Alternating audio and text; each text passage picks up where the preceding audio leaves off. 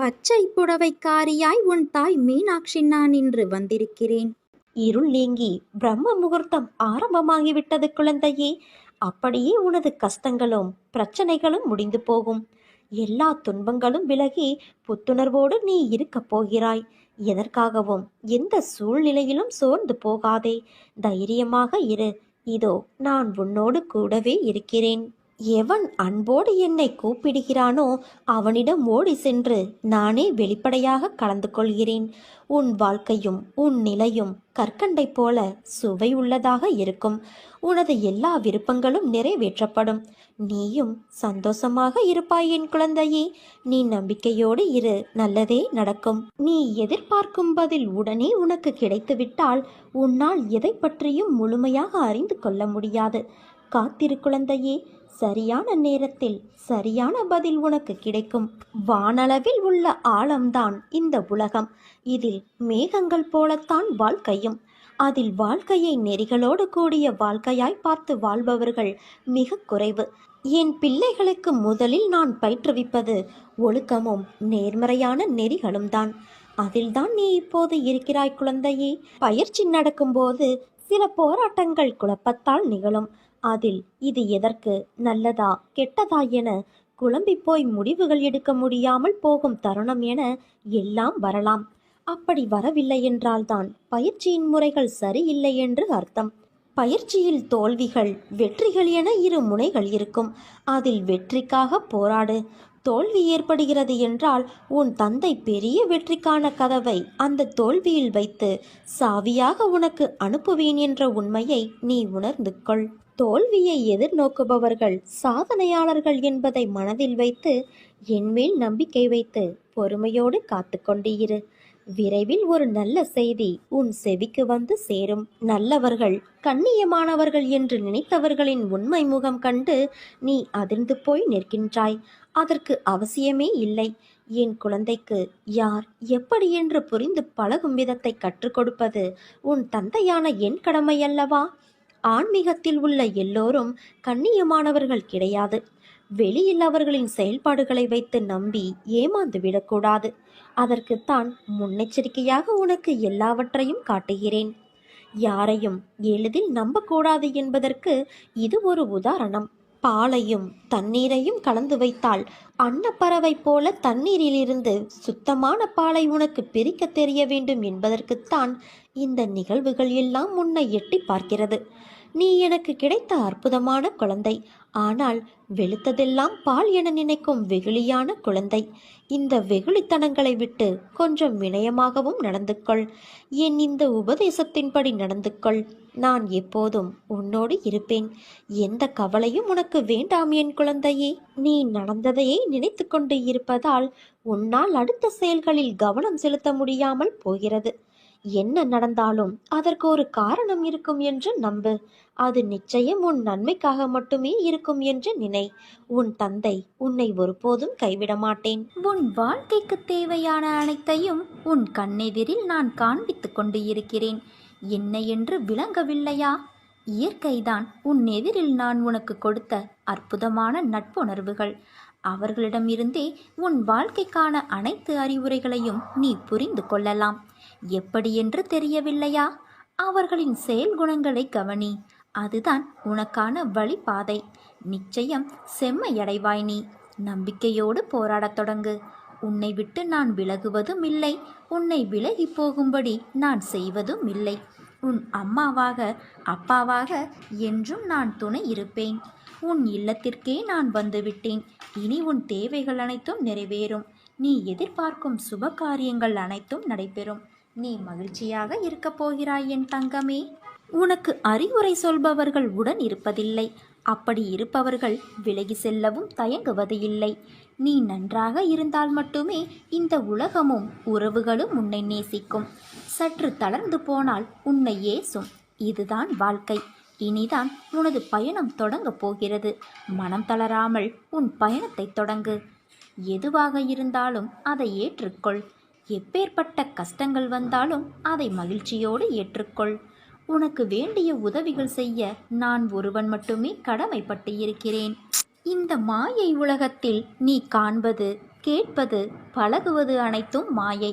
நேரம் கடந்து போனால் அனைத்தும் உன்னை விட்டு விலகி போய்விடும். நீதான் தன்னம்பிக்கையுடனும் தைரியத்துடனும் வாழ வேண்டும். எவரை பற்றியும் கவலைப்படாமல் நீ வாழும் வாழ்க்கைக்கு மதிப்பு வரும்படி வாழ பழகிக்கொள். தூற்றுபவர்கள் தூற்றட்டும். நான் உன்னுடன் இருக்கும் வரை எதற்காகவும் நீ கலங்கக்கூடாது. உன்னை நான் உயர்த்தி அழகு பார்க்கப் போகிறேன். உன்னை பாதுகாப்பது எனது கடமை. எதை செய்ய நினைத்தாலும் என்னை நினைத்து செயல்படு. நான் உன்னை ஒருபோதும் கைவிட மாட்டேன். விதைத்தவுடன் அறுவடைக்கு செல்வது எப்படி மடத்தனமோ அப்படித்தான் வேண்டியது உடனடியாக பலிக்க வேண்டும் என நினைப்பது. உனது வேண்டுதல் கேட்கப்பட்டு அதற்கான வழிகள் உருவாகி கொண்டு இருக்கின்றன. ஏற்ற காலத்தில் எல்லாமே சுலபமாக சுமூகமாக முடியும் என என்னிடம் வேண்டியவுடனே நீ தெரிந்து கொள்ள வேண்டும். நானே கர்த்தா என்ற எண்ணத்தை ஒதுக்கிவிட்டு அதற்கு சாயிதான் கர்த்தா என்பதை புரிந்து கொண்டு என்னிடம் அனைத்தையும் ஒப்படைத்தால் நான் அனைத்தையும் பார்த்து கொள்வேன். இப்படி செய்து உன்னை முழுதும் என்னிடம் ஒப்படைத்து சரணாகதி செய்யும் போது நான் நிரந்தரமாக உன்னிடம் தங்கி உன் பிள்ளைகளை வளர்த்து உன் பிரச்சனைகளை போக்கி உன் மனக்கவலையை தீர்த்து அனைத்தையும் மாற்றி இந்த உலகத்தில் உன்னை நிம்மதியாகவும் உன் சந்ததியையும் வளமாகவும் வைப்பேன். என்னிடம் வரும் பக்தர்களுக்கு உடனடியாக வாரி வழங்கி விடுவதாக சொல்கிறார்கள். ஆனால் அது உண்மையல்ல. யாருக்கு நான் அனுக்கிரகம் செய்ய விரும்புகிறேனோ அவர்களை முற்றிலும் பரிசுத்தப்படுத்த அவர்களிடமிருந்து தேவையற்றவற்றை நான் பறித்து கொள்கிறேன். அது பணமாக இருந்தாலும் சரி, பாவமாக இருந்தாலும் சரி, அல்லது புண்ணியமாக இருந்தாலும் சரி, உனக்கான எல்லாமும் உனக்கு வரும். அதற்கு முன் உன் மனதில் நீயே நிகழ்வுகளை கற்பனை செய்யாதே. உன்னுடன் நான் இருக்கிறேன். கலங்காதே. என்றும் எதற்காகவும் கலங்காதே. நீ என் பரிபூரண அருளும் ஆசீர்வாதமும் அன்பும் பெற்ற என் செல்ல பிள்ளை. நீ எனக்கு கோடி நன்றி சொல்லப் போகிறாய். ஏனென்றால் என்னை பார்த்த இந்த நொடி முதல் திடீரென நல்ல நல்ல மாற்றங்கள் எல்லாம் உன் வாழ்வில் வரப்போகிறது. உனக்கான வாழ்வில் நடக்கும் விஷயங்கள் எல்லாம் ஏற்கனவே தீர்மானிக்கப்பட்டது. எல்லோருக்கும் இன்பமாகவும் அமைவதில்லை, துன்பமாகவும் அமைவது இல்லை. சமமான அளவிலேயே உன் வாழ்வில் எல்லாம் இடம்பெற செய்கின்றது. இன்பம் சிரிப்பையும் துன்பம் வலி என்ற உணர்வுகளை உடையது. அதுதான் உன்னை வேறுபடவும் உணரவும் வைக்கின்றது. கடினமான பாதை என்று நினைத்தால் அது கடினம்தான். இன்பம் துன்பம் என்ற மாயை உன்னை முன்னேற விடாமல் தடுக்கின்றது. அந்த போலியான சாயலுக்கு நீ ஏன் முக்கியத்துவம் கொடுக்கிறாய்? போலியான விஷயத்தில் நிஜத்தை தொலைத்து கொள்ளாதே. அதனால் உன் மனதால் என்னை அந்த சூழலுக்கு பொறுப்பாளியாய் நினைத்துக்கொள். நிச்சயம் நீ ஏமாற மாட்டாய். உனக்கானது நிச்சயம் உன்னை வந்து சேரும் என் குழந்தையே. பயப்படாதே. என்னை நீ மறக்கவில்லை. என்னை உன்னால் மறக்க முடியாது. ஏனென்றால் என் பிள்ளையே நீதானே என் தங்கமே. நாம் என்றால் நானும் என் பிள்ளை என்று கூறக்கூட நாம் இருவரும் தனித்து இருப்பது இல்லை. பிறகு ஏன் இந்த வீண் கவலை? மனதை அமைதியாக்கிக் கொண்டு அடுத்த வேலையை செய்யத் தொடங்கு. உழைத்து செயல்படு. அதற்கான வெகுமதியை பற்றி நீ சிந்திக்காதே. அது என் பொறுப்பு. ஒன்றை நினைவில் கொள் குழந்தையே, நீ செய்யும் வேலையை உனக்கு தருபவர் நான் தான். அதனால் நீ நிச்சயம் வெற்றியை சூடிக்கொள்வாய். புதிய வாழ்க்கைக்கு என் அன்பளிப்பும் என் பாசமும் என் அருளும் என் அன்பும் எப்போதும் உனக்கே தருகிறேன். என் முழு மனதில் இடம் பிடித்த உனக்கு என் ஆசிகள் எப்போதும் உண்டு. அதனால் நீ எதை நினைத்தும் பயப்படாதே. உன்னில் நிச்சயம் வெற்றி என்ற தீபத்தை நான் ஏற்றுவேன். நீ உன்னில் பார்க்கும் அனைத்துமாய் அகிலத்தின் ரூபமாய் நான் இருப்பேன். தன்னை என்னிடம் சமர்ப்பித்துவிட்டு எவன் எப்போதும் என்னையே நினைத்து கொண்டு இருக்கிறானோ அவனுக்கு நான் கடமைப்பட்டவனாகிறேன்.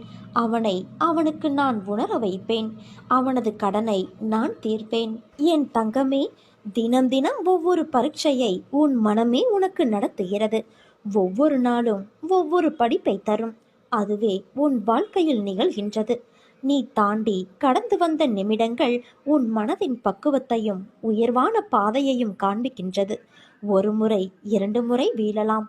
ஆனால் எழுந்து நின்றுவிட்டால் உன்னை வீழ்த்த வரும் எந்த ஒரு எதிர்மறையும் உனக்கு நேர்மறையாய் அமையும். கீழே விழுவதை பற்றி கவலை கொள்ளாதே. தோள் தாங்கி கொடுத்து உன் தந்தை நான் அரவணைப்பேன். 100 முறை உடைந்து போனாலும் 1000 முறை உன்னை உருவெடுக்க செய்வேன். அதற்கான வலிமையையும் நம்பிக்கையையும் நான் உனக்கு தருவேன் என் குழந்தையே. கஷ்டங்களை வெளிப்படையாக என்னிடம் சொன்னாலே ஒரு நிம்மதி பிறக்கும். கண்ட கண்ட இடத்தில் சொன்னால் உனக்கு எப்பொழுதும் தீர்வு கிடைக்காது. பகவானிடம் சொல்லி முறையிட்டுக் கொள்வதே முறையான செய்முறை. உன் கோரிக்கைகள் எதுவானாலும் அதை என்னிடம் மட்டும் சொல். அடுத்தவரிடம் சொல்லி ஆறுதலை தேட நினைக்காதே. உன் விதி இப்படித்தான் என சொல்பவர்களுக்கு நீ சத்தமிட்டு சொல்லிவிட்டு வா, என்னோடு இருப்பது என் தந்தை என்று. விதியையும் நான் உனக்காக மாற்றுவேன். உன்னை புகழின் உச்சிக்கு நான் கொண்டு செல்வேன். கலங்காத இரு என் குழந்தையே, உனக்கு உன் தந்தையான நான் இருக்கிறேன். நீ உண்மையோடும் ஆன்ம உணர்வோடும் கண்ணீரோடும் செய்கின்ற பிரார்த்தனைகளை கேட்டுக்கொண்டுதான் இருக்கின்றேன். நான் அளிக்கும் பதில்களை உன்னால் புரிந்து கொள்ள முடியாமல் போய்விடுவதால் மனம் போல் நடந்து தட்டி கழித்து விடுகிறாய். பலனை அதனால் நீ அடைய முடிவது இல்லை. உன் விருப்பப்படி நடக்கவும் வாழவும் உனக்கு சுதந்திரம் கொடுத்திருக்கின்றேன். அதனால்தான் என்னை புரியாமலும் எனக்கு கீழ்ப்படியாமலும் உன்னால் சுயமாக நடக்க முடிகிறது.